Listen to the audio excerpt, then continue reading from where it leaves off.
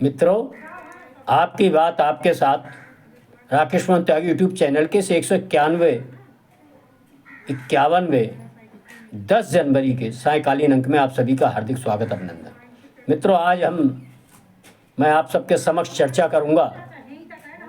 कि किस प्रकार राजनीति और राजनीति के कुछ छुपे हुए एजेंडे देश के विदेश के लोग अपने हित में, अपने संगठन के हित में, अपने व्यक्तिगत हित में, अपने राष्ट्रीय हितों में चलाने का काम करते हैं और उन ऐसे लोगों को वहाँ की अपनी वर्तमान सरकारें किस प्रकार उनको पुरस्कृत भी करती हैं और उनको आगे बढ़ाने का भी काम करती हैं, क्योंकि जाने अनजाने वे कहीं ना कहीं निश्चित ही उस देश की सरकारों के छुपे एजेंडे को ऐसे राष्ट्रों में लागू करने का काम करते हैं जिनके बारे में कोई कल्पना भी नहीं कर सकता। खुले तौर पे वे सब उनके अच्छे संबंध भी हुआ करते हैं, सब कुछ हुआ करते हैं। राजनीति बहुत निर्मम चीज़ हुआ करती है। राजनीति के कुछ तकाजे होते हैं। आगे भविष्य की योजनाओं को दृष्टिगत रखते हुए जो समृद्धशाली देश होते हैं, उनकी समृद्धि, उनकी प्रभुता ऐसे संसार के विभिन्न देशों पर कायम रहे, इसके लिए तरह तरह के वह अनैतिक काम करते हैं। मित्रों, वर्तमान समय में जो सरकार, अमेरिका की डेमोक्रेट सरकार, बाइडेन सरकार जाने वाली है, जाते जाते किस प्रकार अपने देश के ऐसे तत्वों, ऐसे व्यक्तियों को अपने देश का सर्वोच्च पुरस्कार देने का जो काम किया, उसका वहीं के रिपब्लिकन और ख़ास तौर से नवनिर्वाचित राष्ट्रपति ट्रंप सरकार ने इसका पुरजोर विरोध किया। ये हम सबकी समझ में आना चाहिए। मित्रों, जॉर्ज सोरोस विश्व के एक बहुत बड़े उद्योगपति हैं, धनपति हैं, कुबेरपति हैं, और जो आप सब जानते हैं हिलेरी क्लिंटन व उन जैसे लोग अमेरिका के, वहाँ के संगठन, विभिन्न NGO के माध्यम से किस प्रकार वो पूरे विश्व को नैतिकता का समय समय पर पाठ पढ़ाने का काम करते हैं और स्वयं किस प्रकार अनैतिकता में सिर से पांव तक डूबे हुए हम सबको समझ में आना चाहिए। मित्रों, इनके काम करने का ढंग है कि इन्होंने कुछ संगठन बना रखे हैं, उनके माध्यम से देश के विभिन्न लोगों को बुलाना, जहां उन्हें अपना विचार, अपना जो विमर्श होता है वो फैलाना है अपने हित के लिए, अपने संगठन के लिए, अपने औद्योगिक लाभ के लिए, अपने राष्ट्र के लाभ के लिए, दूरगामी लाभों के लिए किस प्रकार उस देश में अपने लोग खड़े करना होते हैं, उनको प्रतिष्ठित करने के लिए तथाकथित पुरस्कार दिए जाते हैं और उनको वहाँ मंच उत्पन्न किया जाता है। वो आकर अपने देश के बारे में विभिन्न विचार व्यक्त करते हैं। उनकी आड़ में मानवतावादी, लोकतंत्रवादी, धर्मनिरपेक्षतावादी, महिलावादी, इस तरह के ये जो संदेश देने का काम करते हैं, इनके पीछे जो छुपा हुआ एजेंडा होता है, उस देश की संस्कृति, उस देश की राष्ट्रीय हितों को, उस देश की संस्कृति और उस देश के स्वाभिमान को हानि पहुंचाने का इनका एक छुपा हुआ एजेंडा होता है। और वह इस पर उसकी औद्योगिक प्रगति को किस तरह से बाधित किया जा सकता है, उसकी सैन्य शक्ति को किस प्रकार से बाधित किया जा सकता है, उसकी राजनीतिक शक्ति को किस प्रकार से बाधित किया जा सकता है, ये सब उनके छुपे हुए एजेंडे चलते हैं। और इन एजेंडों को वो अपने विभिन्न NGO, विभिन्न संगठनों और उस देश के स्थानीय राष्ट्रहित, पार्टी हित को ध्यान में न रखते हुए अब केवल और केवल अपना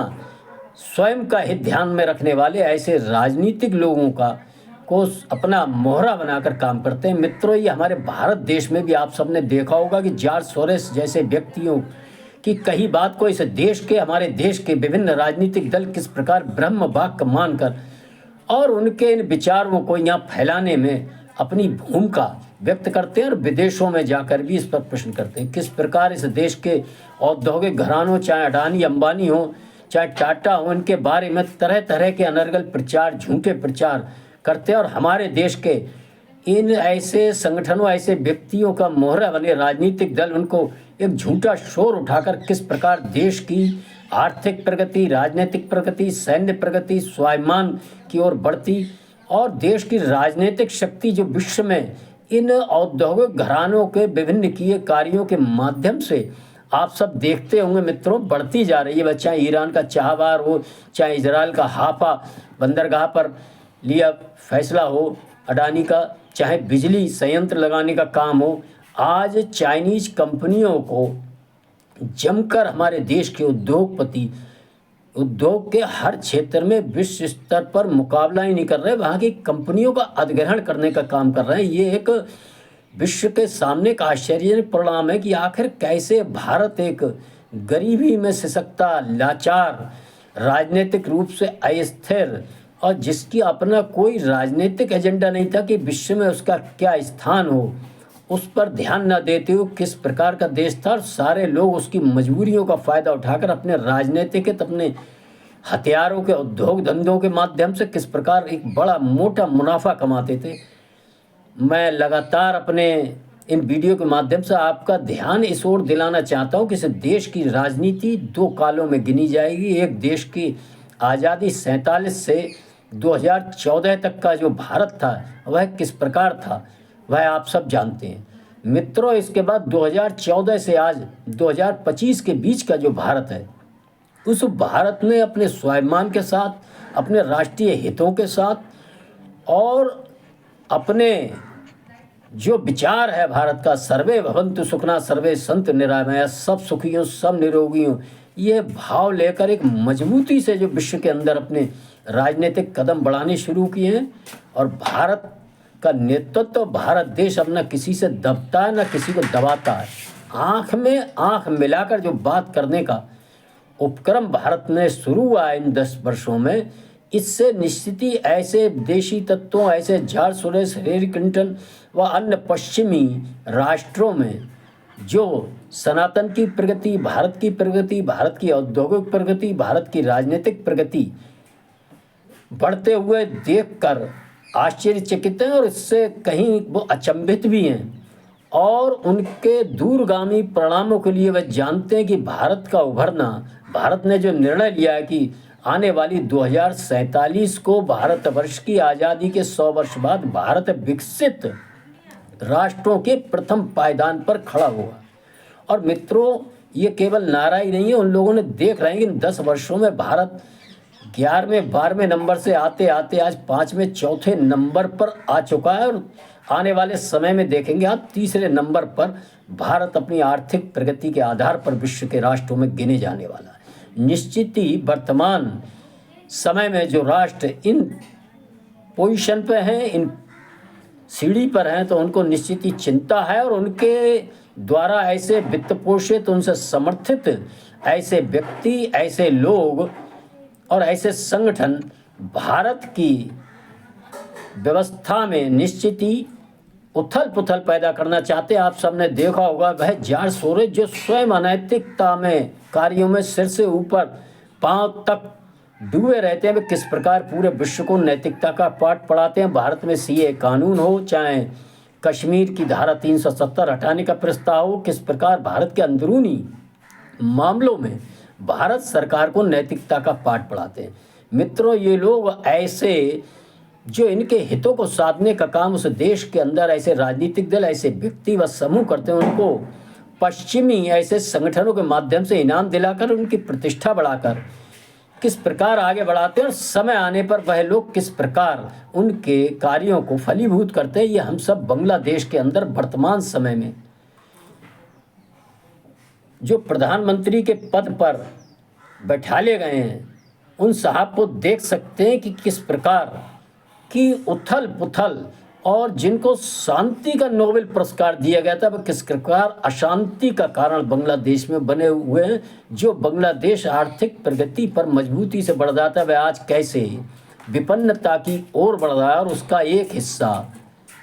निश्चित ही आप आने वाले समय में देखेंगे, जो द्वीप है वह ऐसे पश्चिमी राष्ट्रों का अड्डा बनने वाला है। निवर्तमान अपदस्थ की हुई पिछली प्रधानमंत्री शेख हसीना ने उनके इन कार्यों को करने से स्वाभिमान राष्ट्र के एक स्वाभिमानी मुखिया के तौर पर मना कर दिया था। इस कारण से देश में किस प्रकार की उथल पुथल पैदा कर उनको अपदस्थ किया और देश से भागने पर मजबूर होना पड़ा, ये हम सब ने मित्रों देखा है। मित्रों, यदि यही कार्य उन्होंने लगातार भारत में भी करने का प्रयास किया था, लेकिन भारत सरकार, भारत की जनता और भारत के सुरक्षा बल, भारत की अन्य जो मशीनरियाँ हैं, वह उन्होंने इनके इन कार्यों को सफल नहीं होने दिया। लेकिन इसके बाद भी आप देखते होंगे समय समय पर किस प्रकार सीए कानून, किसान आंदोलन व अन्य आंदोलनों में वह अपने एनजीओज़ के माध्यम से, अपने लोगों के माध्यम से, ऐसे पत्रकार, ऐसे सोशल मीडिया के माध्यम से ऐसा झूठ छल प्रपंच फैलाने का काम करते हैं। वह शायद सब तरह से समाज के हर क्षेत्र में इनके लोग हैं और वह किस प्रकार जॉर्ज सोरोस को अपना पितृ पुरुष मानकर, उनकी बातों को वेद वाक्य मानकर इस देश में उथल पुथल पैदा करने का, इस देश के औद्योगिक घरानों पर व अन्य संस्थाओं पर प्रश्न चिन्ह खड़ा करने का काम करते हैं, वह हम सब ने देखा है। मित्रों, उनके इन्हीं अमेरिकी हितों को पूर्ण करने के हित में डेमोक्रेट जो दल है और उसकी जो जाती हुई सरकार है, उसने ऐसे हिलेरी क्लिंटन व जॉर्ज सोरोस को अपने देश के सर्वोच्च पुरस्कार से पुरस्कृत करने का निर्णय जो लिया है, उसके जो संदेश हैं, उनके जो पहलू हैं, उनके बारे में हम सबको जानना ही चाहिए। और उस देश के अंदर रिपब्लिकन व अन्य लोगों ने किस प्रकार इस जातीय सरकार के इस काम का विरोध किया है, यह सब सुनकर हम सबको भी अच्छा लगता है कि विश्व के अंदर भारतवर्ष के हितों के खिलाफ काम करने वालों के खिलाफ भी लोग खड़े होने शुरू हो गए हैं और ऐसे लोगों का विरोध भी करने लगे हैं। ये सब कहीं ना कहीं हमारी सरकार, आदरणीय प्रधानमंत्री नरेंद्र मोदी जी के लगातार देश हित, राष्ट्र हित में किए निर्णयों के माध्यम से संभव हुआ है। और मित्रों, हम सबको भी एक बात ध्यान रखना चाहिए कि हमको बटना नहीं है और किसी भी झूठे छल प्रपंच में पड़ना नहीं है, बटना नहीं है, कटना नहीं है और मिटना भी नहीं है। एकदम बटे कटे तो फिर मिटे। मित्रों, ये संदेश ऐसे भारत विरोधी, ऐसे भारत सरकार विरोधी, हमारे औद्योगिक घराने को विरोधियों को किस प्रकार डेमोक्रेट सरकार ने अपने देश के उच्च सम्मान से जो नवाजने का काम किया, इसके संदेशों को समझेंगे। इसी आशा विश्वास के साथ मैं इस अंक में अपनी वाणी को विराम देता हूं तथा मेरा आप सभी से अनुरोध है कि कृपया इन अंकों को पूरा सुनकर लाइक करें, शेयर करें तथा चैनल को भी सब्सक्राइब करने का काम करें। धन्यवाद। जय श्री राम, जय श्री वाल्मीकि भगवान, भारत माता की जय।